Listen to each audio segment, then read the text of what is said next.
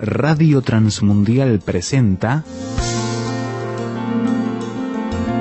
Los Grandes Temas. Un tiempo donde el pastor Salvador de Lutri nos lleva a pensar en la problemática más profunda del ser humano. Los Grandes Temas. Isaías 40, versículo 25 en adelante. ¿A qué pues me haréis semejante o me compararéis? Dice el Santo.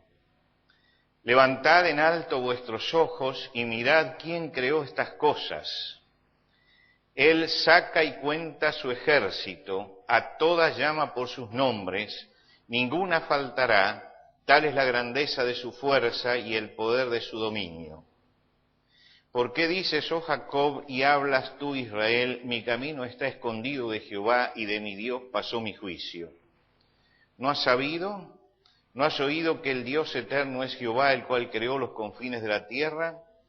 No desfallece ni se fatiga con cansancio, y su entendimiento no hay quien lo alcance. Él da esfuerzo al cansado y multiplica las fuerzas al que no tiene ninguna. Los muchachos se fatigan y se cansan, los jóvenes flaquean y caen, pero los que esperan a Jehová tendrán nuevas fuerzas, levantarán alas como las águilas, correrán y no se cansarán, caminarán y no se fatigarán. Bueno, casi siempre cuando abrimos el libro de los profetas tenemos que superar un prejuicio que mucha gente tiene con respecto a los profetas del Antiguo Testamento, y es pensar que los profetas siempre daban mensajes catastróficos, apocalípticos, que metían miedo. Es verdad que los profetas tenían que hablar en momentos en que había problemas, y porque había problemas se levantaban profetas para señalar los errores del tiempo. Pero también es cierto que todos los profetas, todos sin excepción, dejaban un mensaje de esperanza. Los profetas eran mensajeros de la esperanza.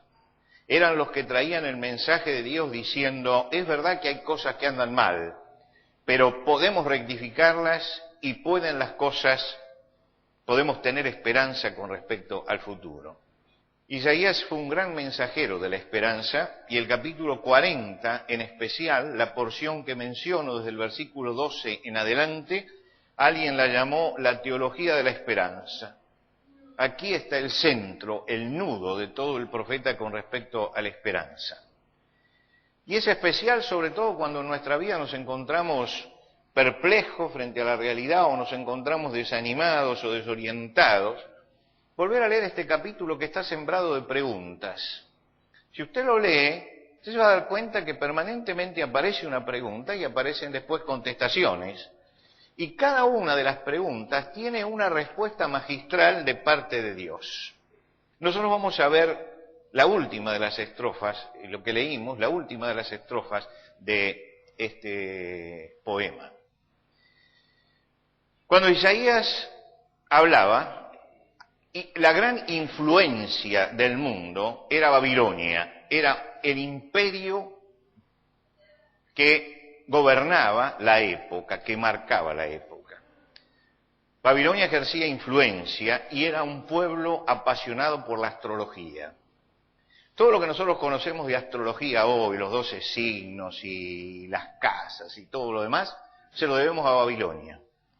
Babilonia hacía un culto desde su comienzo hasta el final, hizo un culto de la astrología.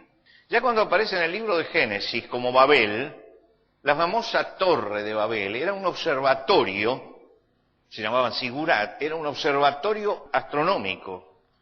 Y ellos lo hacían para mirar los astros porque estaban preocupados por el destino y creían realmente que el destino estaba escrito en los astros y que podía leerse en las estrellas y en los movimientos siderales. Lo que quiere decir que ellos estaban pendientes de su destino y estaban pendientes de los movimientos astrales para ver qué pasaba con ellos. Usted sabe que todavía la astrología continúa y la astrología que nosotros tenemos es de origen babilónico y esto se ha metido mucho en el corazón de la gente. Hoy usted toma cualquier diario, cualquier revista y tiene una lista de las predicciones astrológicas que alguien allí escribió para los que leen, ¿no? Los que creen en la astrología son fatalistas. ¿Por qué? Porque creen que hay un destino que ya está escrito, que lo único que pueden hacer es conocerlo, pero que no pueden torcerlo. Porque ya está escrito en el movimiento de los astros. Hay gente y gente muy preparada intelectualmente, que creyó en la astrología y terminó suicidándose. Y terminó suicidándose porque leyó en los astros que ya había pasado el momento de apogeo en su vida. Este es el caso de un gran escritor argentino, Héctor Murena, que los astros, en la lectura que le hicieron de las cartas astrales, les dijeron que ya había escrito su mejor obra y terminó dándose al alcohol y suicidándose. Es decir, es la presión que ejerce el fatalismo sobre nuestra sociedad. Isaías comienza señalando la soberanía de Dios. Acá hay dos cosas que no son compatibles, o la soberanía de Dios o la soberanía de los astros. O Dios es el que maneja el destino, o son los astros los que tienen marcado todo.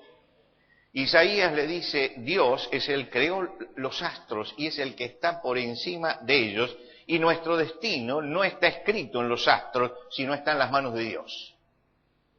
Es decir, Él está marcándoles la importancia de creer en la soberanía de Dios por encima de todos los fatalismos que los hombres crean. ¿De qué depende nuestra vida? ¿De qué depende de nuestro destino? ¿Es un destino fatal? ¿Somos parte de una maquinaria que ya está armada y bueno, todo tiene que sucede porque tiene que suceder? ¿O se pueden cambiar las cosas? Si las cosas están escritas en la máquina de los astros, que es una máquina perfecta, entonces no hagamos nada, porque todo va a suceder de acuerdo a lo que esos mecanismos marquen. Pero Isaías dice otra cosa. Isaías dice que no está escrita en los astros, que quien hizo los astros e hizo la maquinaria perfecta es Dios. Y que nuestro destino está en las manos de Dios. Y nos invita Isaías a mirar los cielos. Los babilónicos estaban permanentemente mirando el cielo, hacían estos grandes zigurat para estar más cerca y ver más cerca el cielo. Y él dice, levantemos los ojos hacia el cielo, miremos el cielo.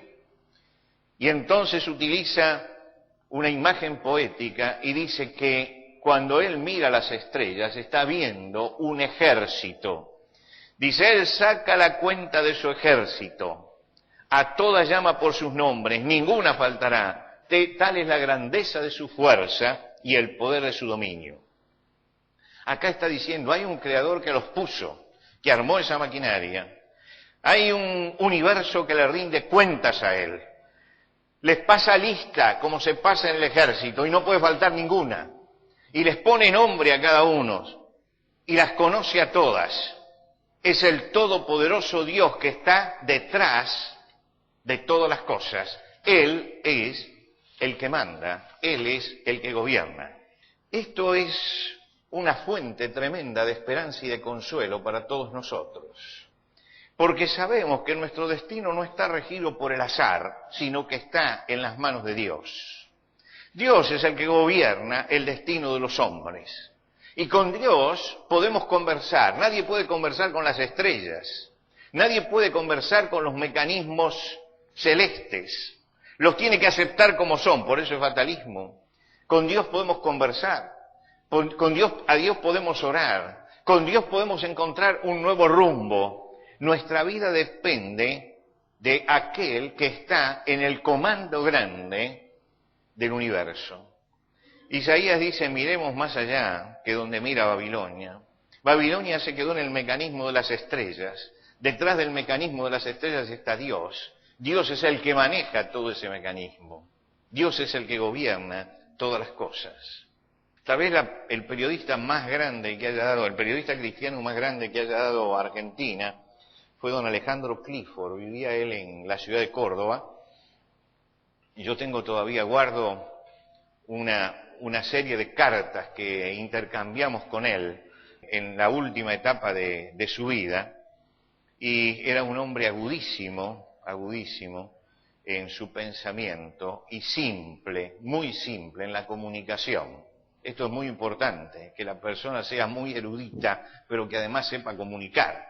Y él sabía comunicar. Y recuerdo siempre una página que escribió él contando uno de sus vuelos. Dice que viajaba, estamos hablando de 40 años atrás, había tomado un avión y el avión todavía no volaban allá los 10.000 metros y pasaba por zonas de turbulencia y tenía que atravesar nubes negras y dice que el avión empezó a moverse y se veía por las ventanillas del avión, se veía que estaban metidos en nubes muy oscuras y una nena que estaba al lado de él le dice, ¿tenés miedo? Y él dice, bueno, yo pensé que tenía que ser al revés, yo le tenía que preguntar a ella si tenía miedo, pero ella me estaba preguntando a mí si yo tenía miedo.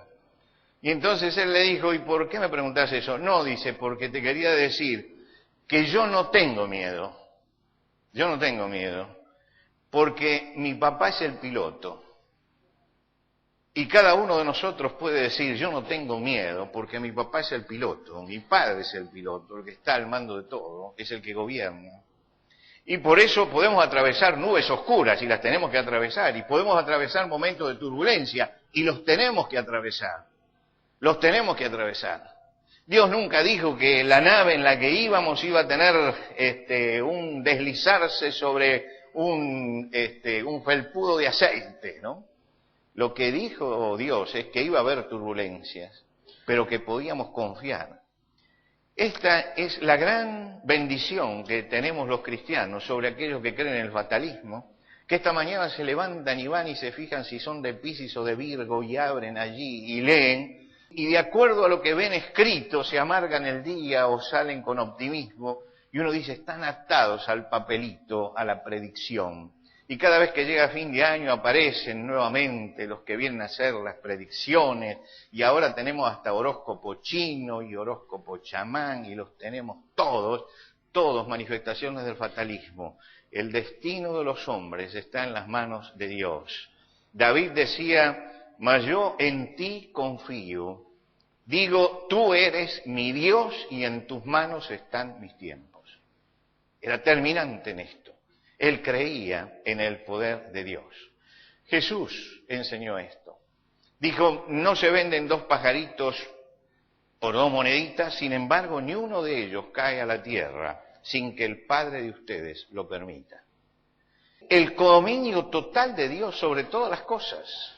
Cuando habla Isaías, me dice, Él controla los astros y hace pasar, y acá aparece la gran poesía de Isaías, dice, les toma listas como quien tiene un ejército y a todas conoce por su nombre.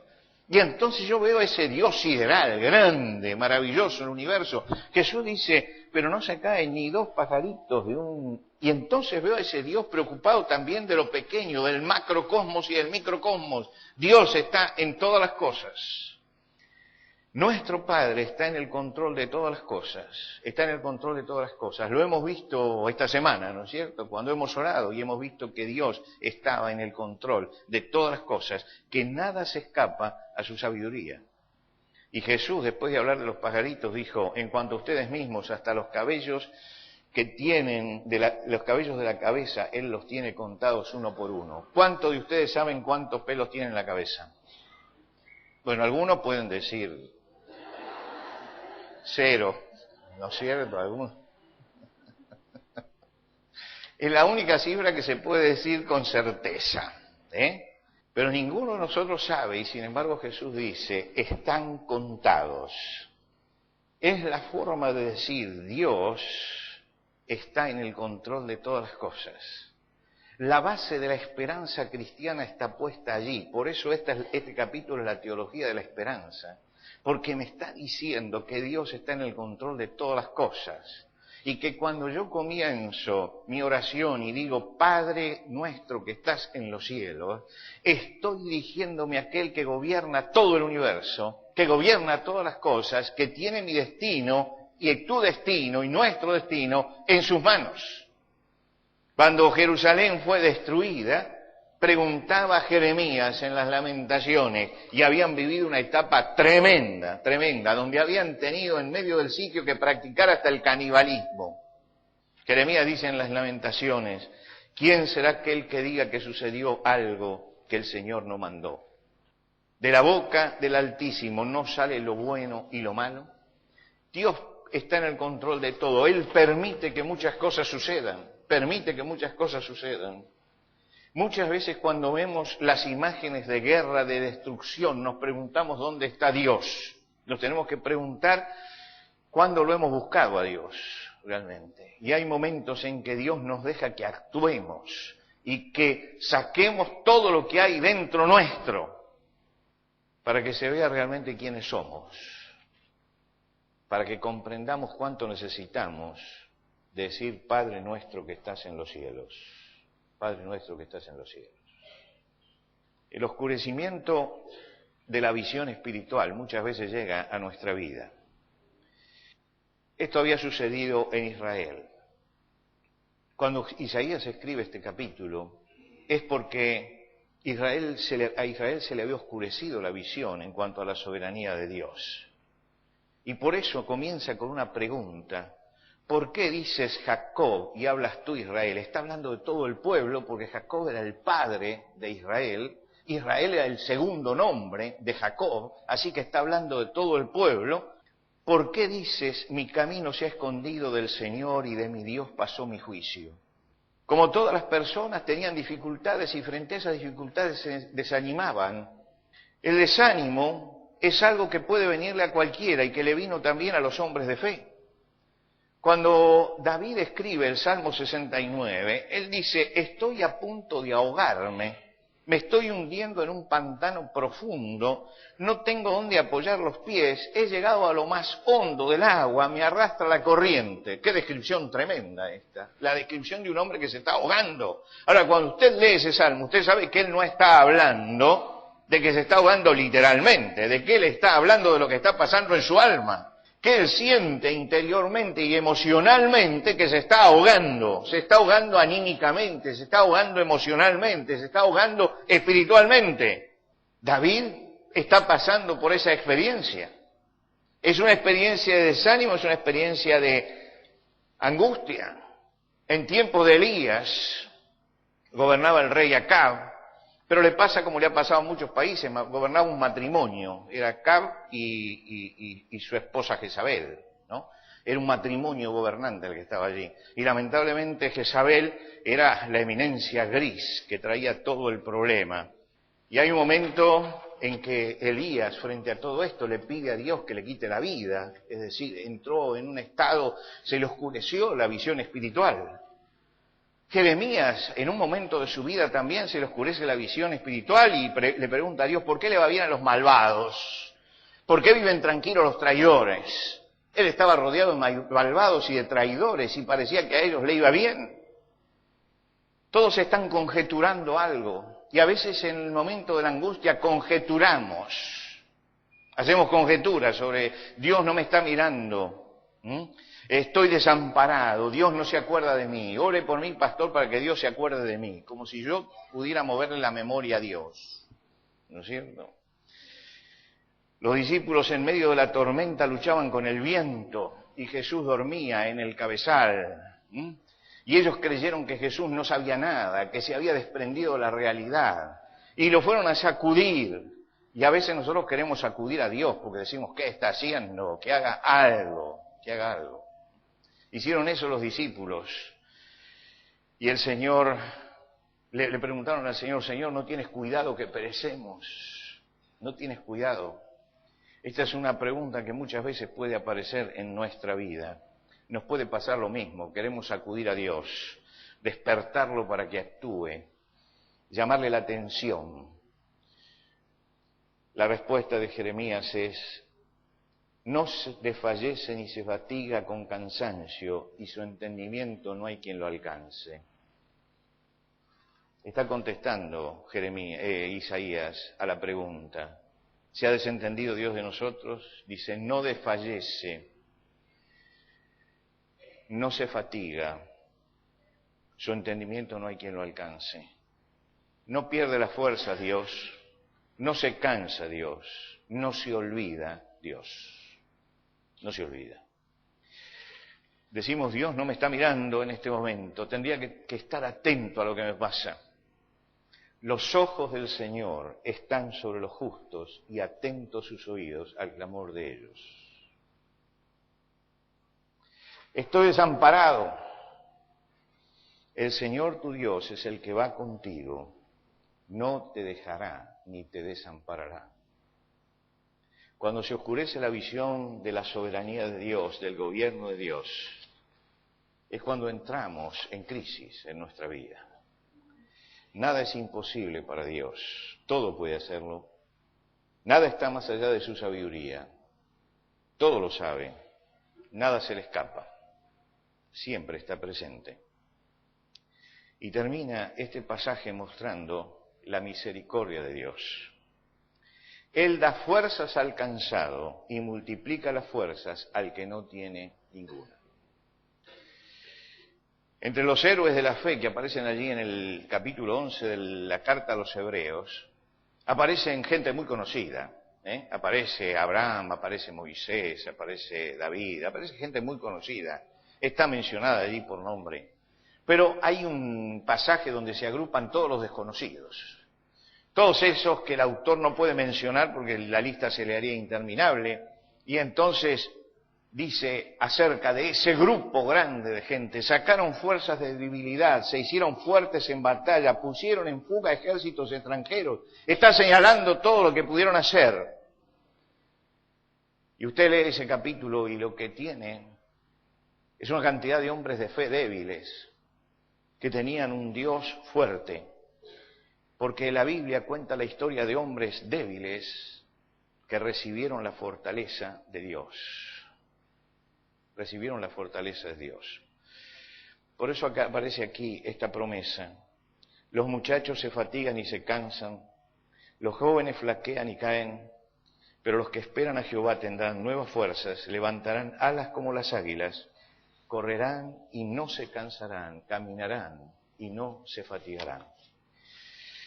La lógica de la biología es que el joven tiene fuerzas y el anciano debilidad, ¿no es cierto? Esto es lo que vemos, esta es la lógica de la biología.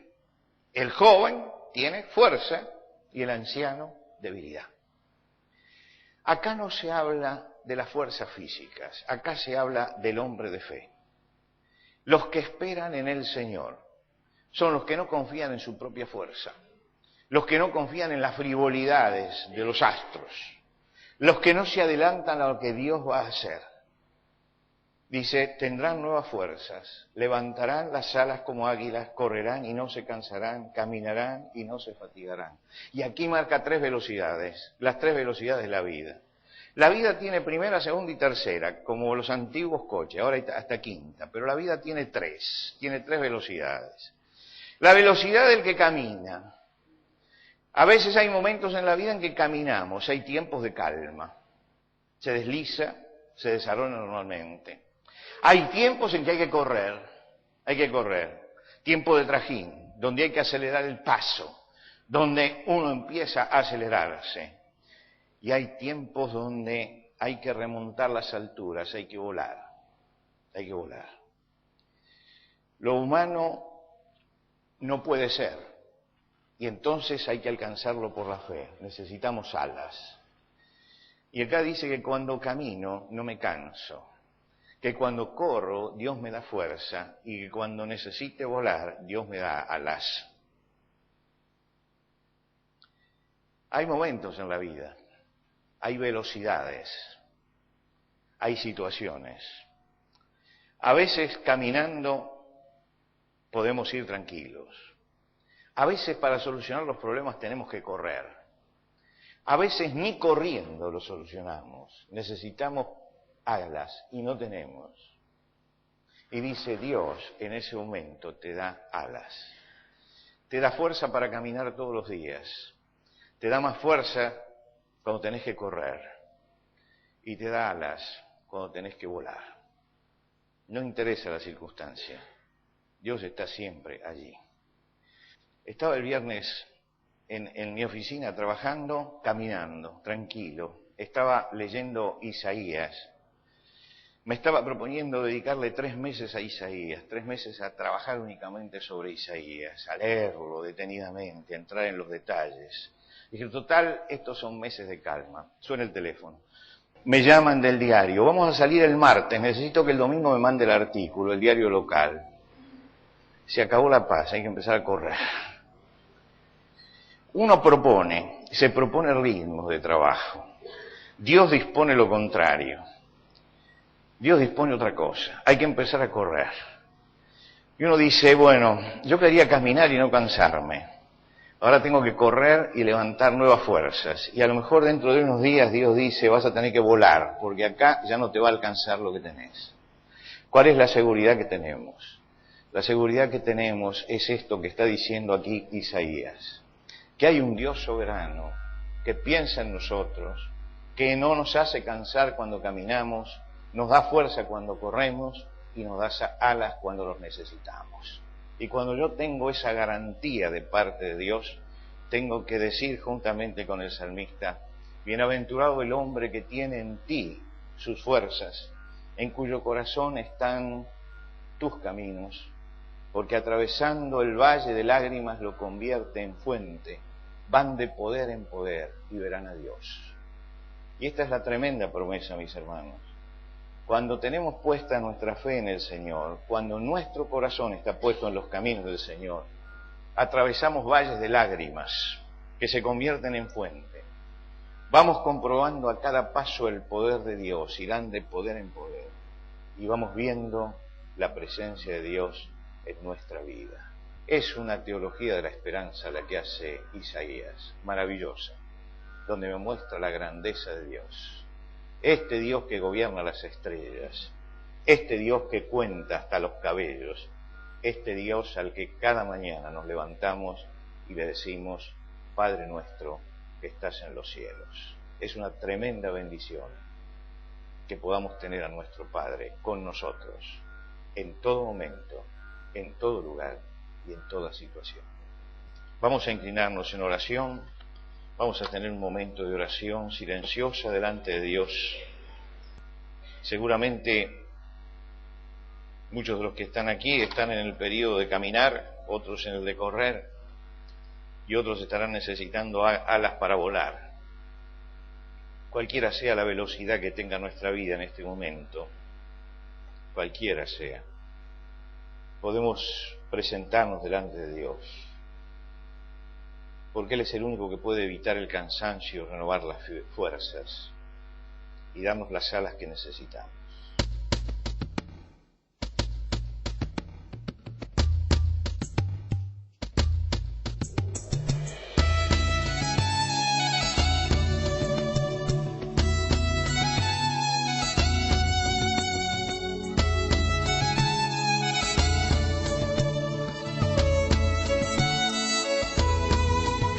Antes de finalizar los grandes temas del día de hoy, les queremos dar los canales de comunicación donde usted puede entrar en contacto con el pastor Salvador de Lutri. Por carta, hágalo a Los Grandes Temas, casilla de correo 5051, Montevideo, Uruguay. Los Grandes Temas, casilla de correo 5051, Montevideo, Uruguay. Y el correo electrónico, losgrandestemas@transmundial.org. losgrandestemas@transmundial.org. Nos encantaría escuchar de usted, saber cuáles son sus comentarios, preguntas, reacciones e inquietudes sobre el tema de hoy. Por ahora nos despedimos hasta otro espacio de Los Grandes Temas, una producción de Radio Transmundial.